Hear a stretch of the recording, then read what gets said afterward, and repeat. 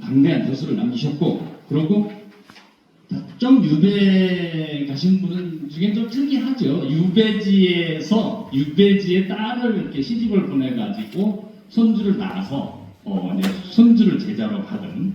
그래서 이제 이렇게 다양한 제자들이 나와서 이제 다산 학단이라는 학교에서 용어가 나와가지고 나중에 이제 승려 제자도 있어요. 다산이 유학자인데 최희선사 같은 분은 유명하죠. 그래가지고 이 추사학과 다산학이 서로 상호 교류하는 그런 이제 다양한 업적을 남긴 분인데, 제가 여기서 말씀드리고자 하는 건 다산 정약용이 누구냐 한마디로 말하라 한다면 실학의 집대성자다, 이렇게 말할 수 있다는 것입니다. 그래서 이제 그러면은 뭐 실학이 뭐냐에 대해서 이제 이게 길게 말씀을 드려야 되는데, 이 부분은 이제 하여튼 실학은 유학이다라는 것만 확인을 하고 여기서는 이제 넘어가도록 하고요. 조선후기 실학의 특징에 대해서만 제가 간략하게 말씀드리면, 조선후기 실학은 외란과 호란이라고 하는 양난을 배경으로 이게 등장을 했거든요. 국가의 위기가 이제 그 해결의 최고의 목표입니다. 근데 이제 그 국가의 위기를 해결하려고 하는 그 키워드가 대동균역 탕평이에요. 제가 이게 조선 후기사에서 나온, 우리가 국사책에서 익숙하게 듣는 그런 단어들이죠. 대동균역 탕평. 저는 이게 지금도 유효하다고 봅니다. 이 구호가 지금도 유효하다고 보는데, 중요한 건 뭐였냐면 그 당대에는 이것이 양반 지주의 기득권을 내려놓아야만 하는 개혁안이었어요. 그래서 조선후기 실학의 중요한 특징이 뭐냐면 양반 지배층이 본인들이 양반 지주로서 누리고 있는 기득권을 굽히는 또는 포기하는 제도 개혁을 주장했다는 것에 있다는 것입니다. 다산 정약용도 양반입니다. 그리고 지주입니다. 왜 양반 지주가 본인이 누리고 있는 기득권을 포기하는 제도 개혁을 주장해야 되느냐? 그러니까 공자님 말씀을 새로 해석을 해야 되겠죠. 그리고 주자가 다른 이 세계관, 인간관, 수양론을 모색해서 이제 등장한 것이 조선후기 실학이었다. 근데 집대성의 의미에 대해서 말씀드리겠습니다. 다산 정약용은 남인 실학자였어요. 그래서 유영원, 이익, 정약용으로 내려오는 남인 실학을 공부하는 것은 자연스러웠는데, 당시 경쟁이 또 심했죠. 그랬는데 다산 정약용은 남인 실학에만 머물지 않고 소론 실학, 노론 실학까지 이렇게 모두 수용을 해서 본인의 학문 체계를 완성했습니다. 그래서 아마 여기에 여러분들이 좋아하는 여러분들의 그 실학자들이 있을 수 있는데, 이 중에 실학을 집대성이라는 말을 쓰는 것 다산 정약용 이외에는 쓰지 않습니다. 그래서 다산 정약용이 누구냐? 그러면 실학의 집대성자다. 그래가지고 이제 뭐 수많은 저술이 있죠. 육경사서가 있고 일표이서가 있고 이렇게 수많은 저술이 있는데, 육경사서에 관한 이제 설명은 생략하고 이 일표이서에 대해서 오늘 주제가 신경세일표 하술대니까 거기에서 말씀드리겠습니다. 일표이서는 이제 경세라고 하죠. 오늘날 이제 이게 유학에서 나온 개념인데요. 경세일표, 목미심서, 홍미심서, 이걸 이제 정약용 스스로 이것을 일표이서다 이렇게 이름을 붙였어요. 작상요즘에서. 그러면서 그 세 책의 결론을 이제 뭐라고 요약했냐면 신화 구방이라고 요약을 했습니다. 그러니까 당시에 낡은 나라를 새롭게 만드는 어떤 그런 개혁론이다, 이런 의미를 가지고 있을 텐데요. 이거를 오늘날의 학문 범주로 포착을 하면은 국가론이라고 저는 본다는 것입니다. 그러면 그게 어떤 국가냐가 문제가 되겠죠. 어떤 국가라는 것을 이제 우리가 일단은 목민심서를 통해서 한번 보죠. 목민심서가 이제 이게 12파트로 되어 있잖아요. 그래서 이제 신관사또가 부임해가지고 이제 그만두고 가는, 그래서 부임과 해관이 이제 처음과 끝이 있고, 그 본론에 해당되는 게 이후 예병형공. 이거는 이제 조선왕조 국가 내각 시스템이잖아요. 이 국가 운영의 내각 시스템이 분단위에서 작동이 돼야 된다, 행정적으로. 그래서 전체적으로 보면 목민심서의 본론을 구성하는 건 8편이죠. 부임과 해관 합쳐서. 근데 여기에서 빠져있는 게 있어요. 그게 율기, 봉공, 애민과 징함입니다. 오늘 시간이 없기 때문에 제가 여기서 이것이 왜 중요한가에 대해서 일일이 말씀을 못 드리겠고요. 결국 이제 핵심은 애님과 진왕인데 저는 거기에서의 다산 정약용이 하려고 했던 것은 국가의 존재 이유는 국민을 보호하는 것에 있다. 이렇게 저는 그 결론을 내렸습니다. 그런데 이제 이게 이제 농민심서에만 그래 나왔던 게 아니고요. 이 그 경서일표에서는 그래서 이제 그 농민심서의 그런 국가의 존재 이유가 국민을 보호하는 것에 있다라고 하는 것은 저는 이제 요즘 국가론으로 포착을 한다면 복지국가론이라고 보는데요. 다산 정약용은 그런 국가를 우리가 경영했던 유구한 역사와 전통이 있다고 경서일표에서 이야기를 했어요. 그러면서 대표적으로 거론한 정책이 뭐냐면 이 진일 정책과 권농 정책입니다.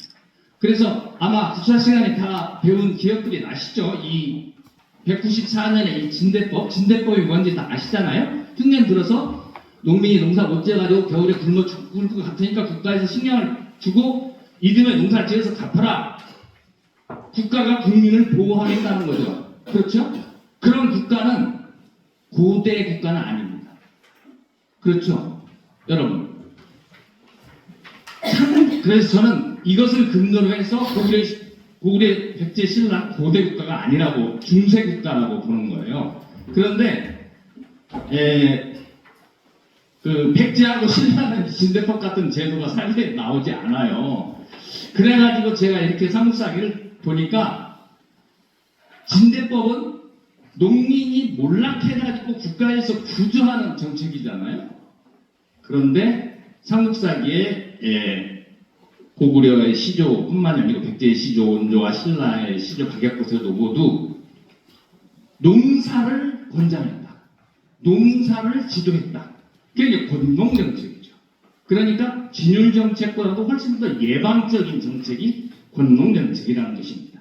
이 진율 정책과 권농 정책이 삼국 초기부터 삼국사기에 그 기사들이 나오고 있습니다. 이거는 우리가 고대 국가라고 알고 있던, 저는 역사학자들이 아무런 성격 부정도 하지 않고 그거를 고구려 백제 신라를 고대 국가라고 하는 건 정말로 무책임한 짓이라고 보거든요.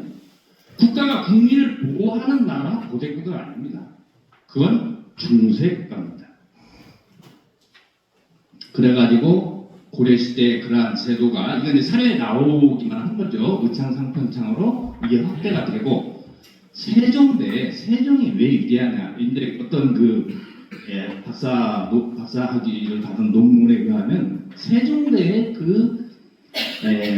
이 진율 정책을 펴가지고 당대 농민들의 거의 절반 이상이 혜택을 받았다. 이 사실들이 세종이 위대하다라고 우리가 자랑하기 위해서 하는 게 아닙니다. 국가의 역할이 무엇이었는가에 대해서 봐야 됩니다. 아까 우리 김준선 의원님, 우리 구성찬 의원님, 우리 진보들 반성해야 됩니다. 왜? 국가의 역할에 대해서 진보하신 분들이 고민을 안 했어요. 민이 어떻게 하면 국가를 때려 엎을까만 고민을 했지, 우리가 어떻게 국가를 경영해서 정말로 이 국민들을 편하게 살 수 있게 할 것인가에 대한 내용을 고민을 안 했다는 것입니다. 그 내용의 한 사례를 제시해 주는 것이 경서일표다. 이렇게 말씀드릴 수 있겠습니다. 그리고 이제 18세기에 이 환복이 천만석이 있었는데요. 이게 굉장히 저는 중요한 거라고 생각하는데 아직도 학자들의 주목을 받지 못하고 있거든요. 제가 알기로는, 제가 좀 지식이 짧아서 그런지는 모르겠는데, 전 세계적으로 18세기에 국가에서 국민을 보호하기 위해서 천만석이라고 하는 제도를 확보한 나라가 과연 있었을까? 이 점에 대해서 저는 이제 좀 항상 의문스럽게 생각합니다. 그래서 저는 이 다산 정약용이 경서일표에서 복지국가의 역사적 전통에 대해서 말했다. 그런데 여기서 멈추지 않았죠.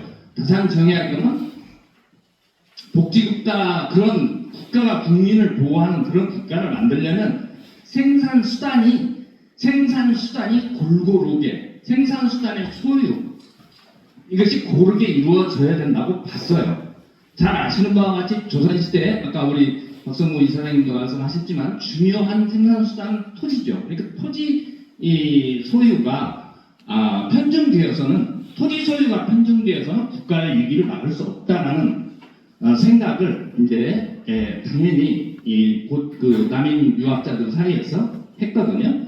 그런데 이제 제가 이 국회 와가지고 오늘 꼭 우리 의원님도 계시니까 꼭 강조하고 싶은 건 뭐냐면 우리에게는 우리를 포함한 이 동북아시아에는 토지 공유를 지향하는 유구한 역사와 전통이 있다는 것입니다. 잘 아시죠? 그게 바로 정전제입니다. 정전제는 물론 중국에서도 이것이 시행됐는지는 사료로 확인은 안 돼요. 사료는 확인은 안 되지만 그것을 해야 된다라고 당대 중국에서도 생각했기 때문에 이게 사료로 남아가지고 지금까지 전해지는 거거든요. 이게 이제 잘 아시는 바와 같이 우물정자로 이 땅을 구획을 하면은 9개로 나뉘어지죠. 여기다 8가구를 배치해가지고 가운데에 8가구가 이제 공동으로 가운데 있는 공전을 경작해서 세금을 낸다. 9분의 1세죠. 9분의 1세입니다. 근데 이제 이 정전제를 해야 된다라고 한 거는 병세리표에 나와요. 근데 다산 정약용은 젊었을 때는 정전론을 주장을 하지 않았어요. 젊었을 때 주장한 거는 여전론이었죠. 여전론. 이게 이렇게 한국이 갈까요? 여전론은 이게 막을 여자 아닙니까? 이게 여 단위로 공동 생산해서 공동 분배하자는 겁니다. 그러니까 이거는 오늘날로 보면 상당히 사회주의를 연상시켜요. 한때 이걸 사회주의다라고 해석하는 사람도 있었던 걸로 저는 알고 있는데, 그런데 문제가 뭐냐면 여전론 안에 상업적 농업을 또 장려하는 내용이 들어있어요. 그러니까 이거는 시장 경제를 전제하는 거죠. 그래서 그 여를 대표하는 여장은 경영을 잘해야 돼. 경영. 그래서 또 저희 스승님이 이제 그걸 경영형 분홍이다라고 개념을 주고, 이 사람들을 이제 국회로 요즘식으로 하고 국회로 보내야 된다. 그 여장의 경영을 잘하는 사람을 국회로 보내야 된다. 이런 구상까지도 이제 이 여전론에 포함이 되어 있는데요. 이게 왜 중요하냐면 이거는 사적토지 소리는 분명하게 부정했어요. 이거는 근기 남인 실학의 특징입니다. 사적토지 소리는 부정했어요. 그 사람들은 전부 다 내리의 정전론이 들어있는 거죠. 그런데 시장 경제는 인정했습니다. 그러니까 상업적 농업을 상품 생산, 시장을 위한 생산, 경영 이런 단어가 나오는 거죠. 경영. 이 다산 정약용의 이 사상이 왜 중요하냐면 21세기 문명사의 전환기 왜 중요하냐? 여러분, 우리는 경제 시스템에 대해서 사회주의냐 자본주의냐로 구분하죠. 이거는 서양식 분류법이죠. 그렇죠? 서양식 분류법입니다. 그런데 국가가 국민을 보호해야 하는 유구한 역사와 전통이 있다라고 생각한 다산 정약용은 그 사람은 그런 서양식 사회과학을 몰랐기 때문이기도 하지만, 말하자면 이 여전론이 보는 건 뭐냐면 서양식 사회주의도 아니고 서양식 자본주의도 아니에요. 그래서 저는 이걸 우리식 근대국가를 지향했다라고 보는 것입니다. 만약에 이것이 오늘날 복지국가론과 맞아떨어진다면 복지국가를 지향하는 근본적인 제도개혁을 주장했다, 이렇게 말할 수 있다는 것. 복지국가론에 대해서 상세히 말씀 못 드리지만 이거는 복지국가론은 서양 국가론 중에서도 근대국가론은 아닙니다. 서양 국가론에 전대주의, 입헌주의 이건 근대국가론인데 복지국가론은 뭘 겪고 나서 나오냐면 2차례에 걸친 세계대전을 겪고 난 다음에 나옵니다. 그렇죠? 복지국가. 그 1차 대전에서 1000만 죽었어요. 2차 대전에서 5천만 죽었습니다. 그래서 서양학자들이 이거를 근대국가로는 안 되겠다. 국가가 마냥 자유방임으로 시장을 방치해서는 안 되겠다. 국가 개입이 필요하다. 경제 발전을 위해서 국가의 역할이 필요하다는 걸 인정한 국가론이 복지국가론입니다. 그래서 저는 이 경서일패하고 일맥상통하다고 보는데요.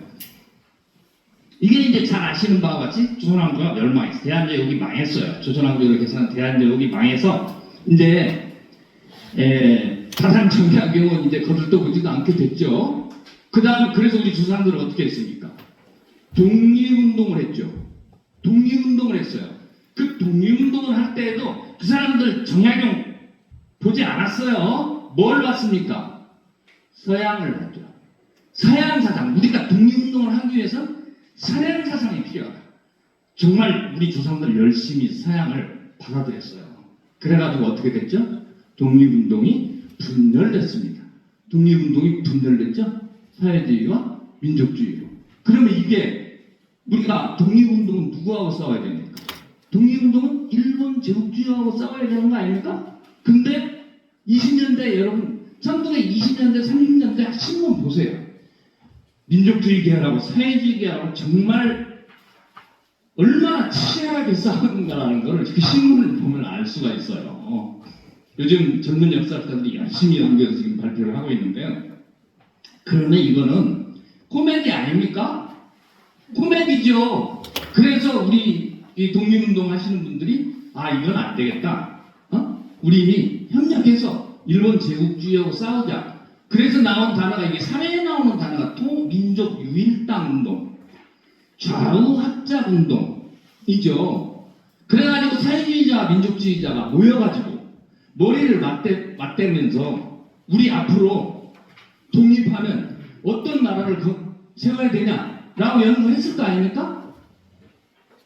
그때 잘 나가는 나라가 두 나라 있었죠. 1930년대 말하는 거예요. 1930년대 잘 나가는 나라. 자본주의를 대표하는 미국, 사회주의를 대표하는 소련 있었습니다. 여러분 일제시대에 우리 그 조상들을 절대 무시하면 안 됩니다. 일제시대에 제가 학교 다닐 대학교 학부 시절에 그 신분들을 봤는데 그분들 다 2차 대전 다 예언했어요.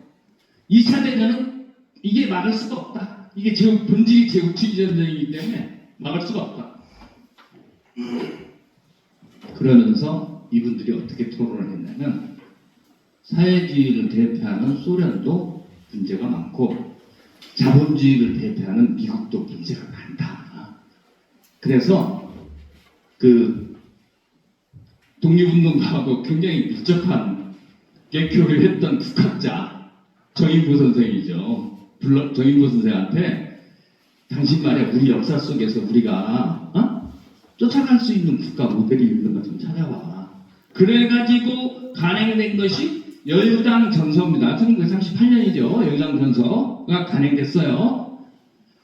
제가 볼 때는 그때는 이 우리 독립운동을 한다는 게 뭡니까? 여기 우리 민주당 의원님들도 계시지만 독립운동을 한다는 거는 모든 걸 다 바쳐서 하는 거예요. 그렇죠? 그래서 우리가 지금 그 독립운동의 후손들을 제대로 못 챙겨줘가지고 지금 나라가 이 모양 이 꼴이 된 거 아닙니까? 그래서 모든 걸 다 바쳐서 독립운동을 하시는 분들은 이 인식이 투명해집니다. 인식이 투명해져요. 그래서 우리가 독립을 하면 어떤 국가를 건설할 것인가에 대해서 서양식 국가가 아니었다는 것을 우리가 그때 독립운동가들이 깨달았다는 것을 여기서 말씀을 분명하게 드립니다. 그러면서 다산 정약용에게 주목을 했어요. 그랬는데 어떻게 됐습니까? 그 뒤에. 그리고 그 부분에 대해서 많은 국민들이 지지를 보냈습니다. 그랬는데 분단됐죠? 해방되고 나서 분단됐죠? 그러고 전쟁했죠.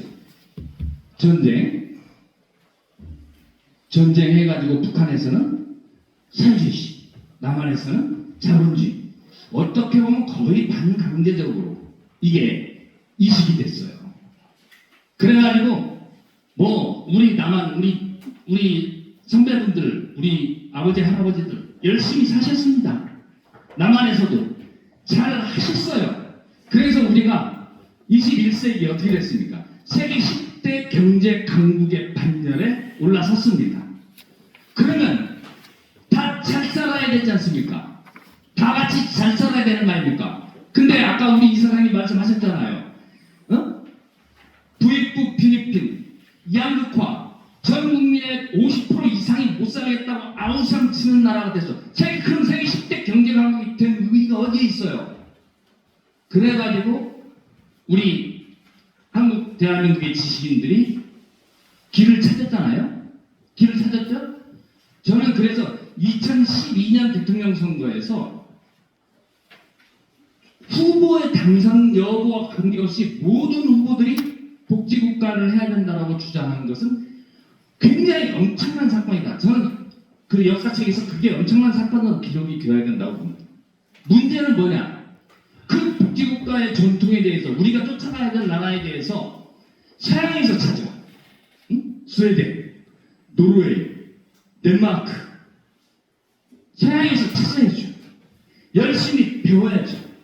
그런데 우리에게 그런 역사적 전통이 있다는 것은 아무도 말하지 않습니다.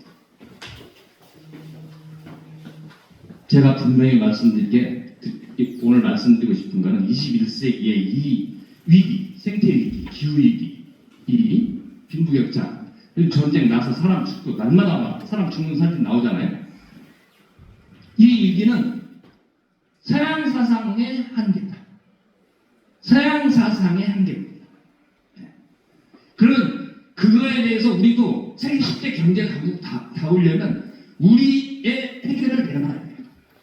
우리의 해법을 내놔야 돼요. 뭐 반도체 팔고 이런 게 중요한 게 아니에요. 전 세계에서 집권국가를 이렇게 오랫동안 경험해본 나라는 중국과 우리나라밖에 없어요. 그래서 다산 정약용의 이 경제협회에서 보이는 국가론이 전근대 나온 그 결론이었다. 전근대. 그것을 지금 그대로 하자는 얘기는 아니죠. 그때 그 국가, 그것이 무슨 역할을 했느냐. 그래서 또 하나 중요한 것은 그런 역할, 그런 학식, 그런 사상에 대해서 독립운동가들이 주목했다는 거예요. 독립운동가들이 주목해서 해방된 뒤에는 그런 나라를 만들려고 했어요. 미국식 자본주의 아니에요. 소련식 사회주의 아니에요. 미국과 소련을 무조건 배척을 하는 것도 아니에요. 우리가 받아들일 건 받아들이는데 그 기준은 분명히 해야 될 거 아니냐. 우리 앞에 국가 경영의 전통이 있는데 없다면 몰라도. 그래서 저는 오늘날 복지국가를 해야 되는 것이 오래된 미래다. 이미 한 100년쯤 전에 우리 독립운동가들이 모든 걸 다 바쳐서 말하자면 달성했던 성과였다. 그래서 정약용의 이 경제표를 다시 보는 것이 중요하다. 20분 맞췄나요? 네. 그런 말씀 드리면서 발표를 마치겠습니다.